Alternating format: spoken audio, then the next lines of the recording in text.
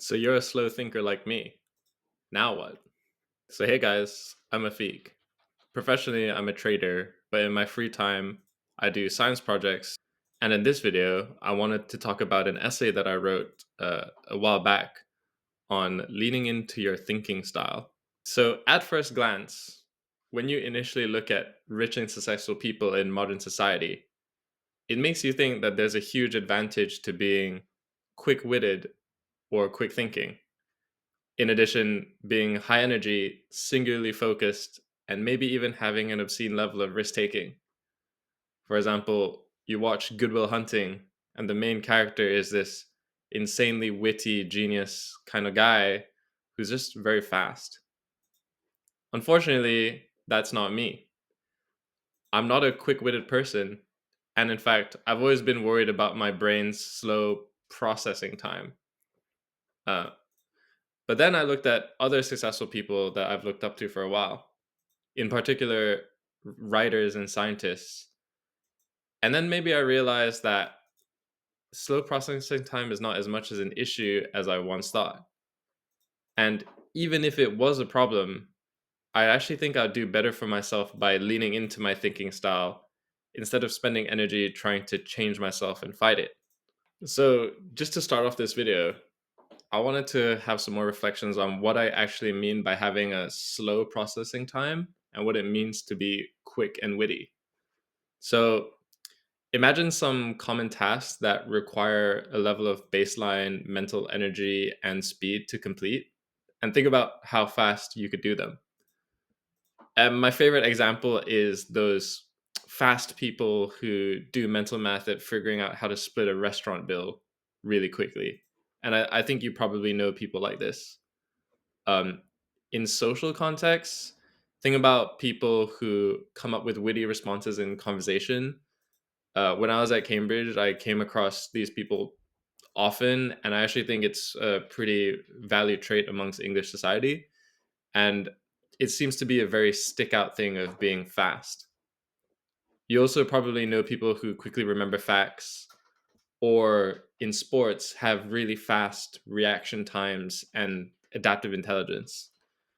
And when it comes to job interviews, for example, if you're looking at a software engineering job interview, it would be being able to like really quickly do those leet code style small coding problems and quickly designing algorithms. So, what exactly do I mean by a quick-witted person? Well, let's take those types of tasks and try to find a link between all of them. So, doing something like a restaurant bill calculation or quickly catching a shuttlecock in a badminton game, these tasks are pretty well defined, like adding up things or reacting to things. And they could, in principle, be done quickly by a computer or a robot or any sort of machine learning algorithm. Uh, these things or tasks don't require major novel thought, and they typically have a logical chain of maybe one or two steps, emphasizing the ability to like quickly just hold variables in your head rather than any detailed reasoning. And so I would say these kinds of tasks require quick thinking rather than long-term chain of thought strategy. But the need for these types of quick calculations are everywhere. And someone that can do these fast and accurately is exactly what I would call a quick-witted person. And I would characterize this like numerically the idea of processing time as someone's general speed when doing these quick cognitive tasks. And I would call quick-witted people having faster processing time and being on the higher end of the distribution of our population. Now, unfortunately, it's been a reflection of mine over the past several years that my own processing time is probably quite slow compared to my peers. And my yardstick are the people that I spend most of my time with. So I know lots of people in the trading industry who just do calculations in their head much faster than I can. And I definitely feel like I'm in the left tail of this local processing time distribution. This is the same with also the lab members that I do research with in computational chemistry labs, and also amongst my friends and family. I've also been told that my spatial awareness, which I think is a whole other mental quickness thing, but in 3D space, is pretty bad. And I've kind of suffered this in cycling and bike touring, where maybe my spatial awareness is a bit blurred. So people probably describe me as zoned out half the time. Okay, so let's talk about how this slow processing time has manifested in real life to my disadvantage. My first real struggle with my slow processing time was when I started to play competitive volleyball in high school. So for all of you who don't know, the the tempo of a volleyball match is really high. So even when the other person serves on the other team, there's like loads of fast calculations that you need to do in your brain. Where do I pass the ball if it comes to me? Do I set the ball or do I dig it? What's the current formation? And if the ball is like halfway between me and my teammate, who should go get it? And despite training as much as the other guys, like I did this for like 4 years, I never really got the hang of it. And this was the same with pretty much every other team sport that I did, like a football or rugby. And even now, as an adult, like as a 27-year-old, I still now just stick to physical activity that can be done by myself, like cycling, bike touring, or running. The next issues that I had with my slow processing time was in university. So I did math at Cambridge. That's what I studied for like 4 years. And I had a classmate in my dorm who was like really, really fast at mental math. They could do like 3 by 3, like 3 digit by 3 digit multiplications, like fast and with ease. And loads of people were able to do that. And there were a lot of people who were also able to quickly do those like really hard, tricky Google Jane Street type interview questions, like say I have 27 coins and I flip all of them. What's the chances of like 15 coins being heads, given that like 30 of them were like, sorry, like 13 of them were like biased? And there were also like loads of really quick thinking math competition types. And yeah, it's really easy to feel bad about myself in that environment, as well as feeling like the disadvantage in terms of getting jobs. I wrote like in another essay about why I found casual conversation to be really hard as well. And it's also been evident to me that my ability to like carry on a conversation quickly or wittily has been hindered. So yeah, I've always thought that my slow processing time would put me at a strong disadvantage socially, in academia, in my career, whatever. Um, and I've had one interview where I had to do like multiplications really quickly, whilst also like shouting my name and doing like a random thing every 5 minutes for this random firm. And I've also been in work situations where I've like the wit to respond to like a senior person when they crack jokes. And I guess if you take a long time to do something, yeah, you kind of pay for it because urgency is rewarded.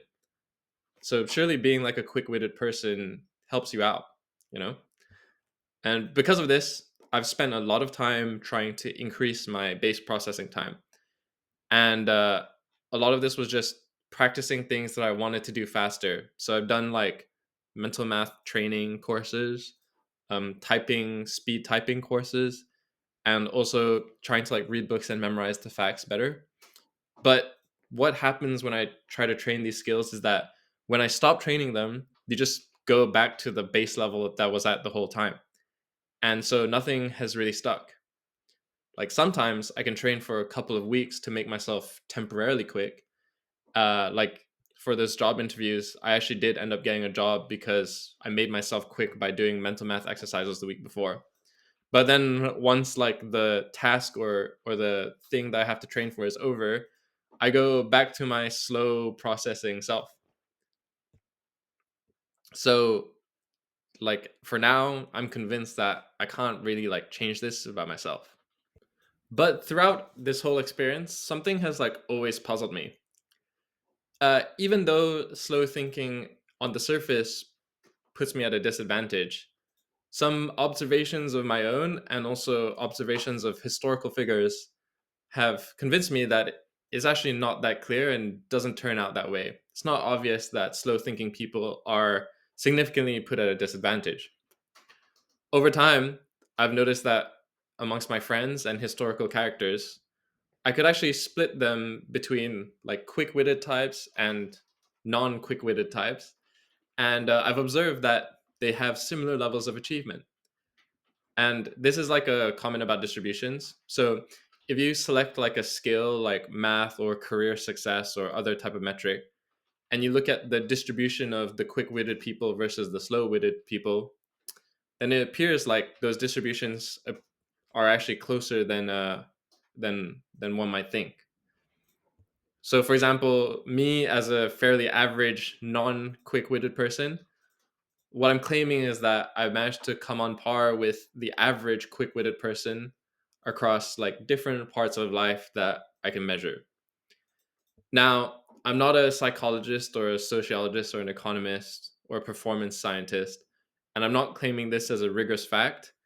And I don't know how to like actually measure this apart from like highly potentially unethical experiments. And so I'm just throwing out this as an observation in my head, and you shouldn't take what I'm trying to say too seriously, but maybe just absorb the gist.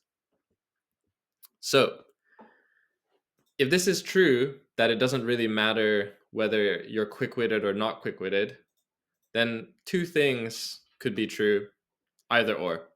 Firstly, processing time doesn't actually matter in any meaningful way. Or alternatively, those who do have slower processing times are somehow compensating it with other qualities. And I don't know which of the two things this is, but I've thought about this second idea about those with slower processing times compensating with other qualities more and making them equal. So, this is what I've been thinking. Maybe those of us with slower processing times just naturally find ways to compensate for our lack of quick wittedness, kind of like an evolution of our thinking style to adapt to the environment. And the more I've tried to notice this thinking styles to compensate for things, the more I realize that this compensation is actually what I've been doing the whole time. Just finding ways to work around my lack of quick wittedness. And this idea feels really powerful and empowering to me because now I can double down on it. So now knowing that I'm not a quick witted person, it means that I should be focusing on the things where time doesn't matter as much in the task. So I should be focusing on tasks where I've been given time to think and tasks that span long time periods to strategize. And even if this is just like a coping mechanism, it's been somewhat reassuring to know that there are some types of problems that are more amenable to my thinking style than others. Like sometimes it takes weeks for me to think and come up with ideas. So maybe I should find a job that optimizes for that time. And this is one of the reasons why I was drawn to doing independent science in the first place. So, from reading like loads of books on the history of science, I've realized that science requires patience and the ability to do lots of tedious things over a very long time. And like, while it's not exactly the same, I felt this virtue of slow method and slow methodical thinking whilst reading different books. For example, Catalin Carico's memoir on her research of the mRNA vaccine.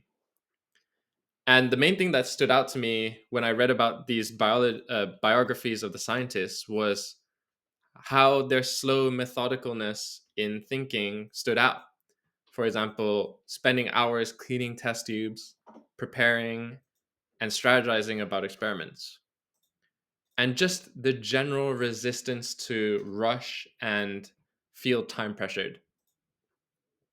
So, being slow as well forces me to think about strategy a lot more because I need to make the best use of my time, considering that I don't do things quickly. And I think this works well doing science because science is so vast and strategy is so important that being very slow and thoughtful about strategy is actually an advantage. And most of the time, I'm really, really willing to optimize on this front, like figuring out highest risk reward problems or highest risk reward math problems based on like my current situation and my current constraints. For example, I had a meeting with my supervisor a few months ago where most of the meeting was about strategy and focusing on the risk reward of different scientific problems.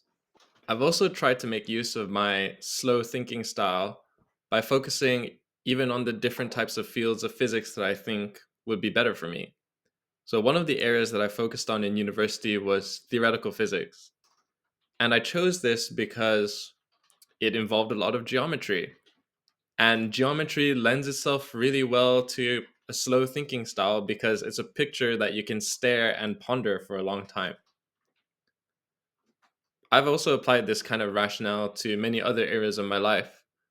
For example, in bike touring, I really enjoy it because I can take lots and lots of time to like plan out a different route and optimize things slowly over time.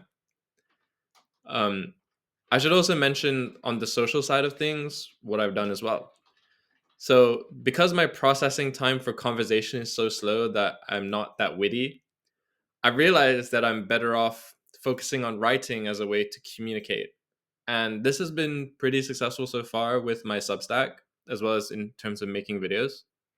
Like briefly, I was like on the top 9 for Substack in the rising science category. And writing does feel more suited towards slow, patient thinkers because you're always just slowly shuffling words around many times before you get to what you want to say. In addition, people who are more quick witted are probably more comfortable in conversation or in discussion, like I would say salespeople, and saying ideas out loud. One of the ways that I've tried to become a better conversationalist despite having a slow processing time is to get better at asking questions, because asking questions about what someone is saying is a lot easier than trying to like come up with like a witty statement about something that you want to say. So I've had feedback that I'm a good listener. That's why I ask more questions. In my career overall as well, I've tried to leverage writing as my preferred way to illustrate ideas precisely because I am not such a quick witted person.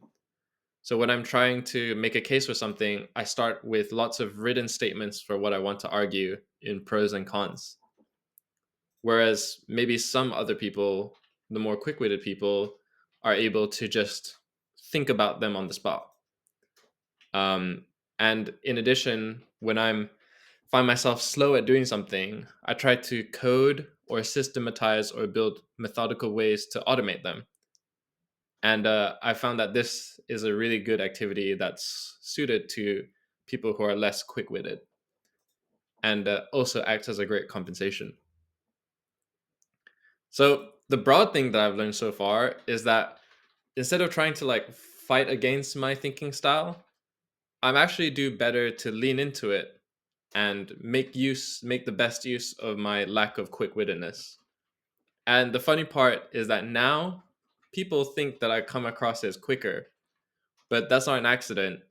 I'm just repeating things that I've thought about and worked on for a long time, very slowly behind the scenes.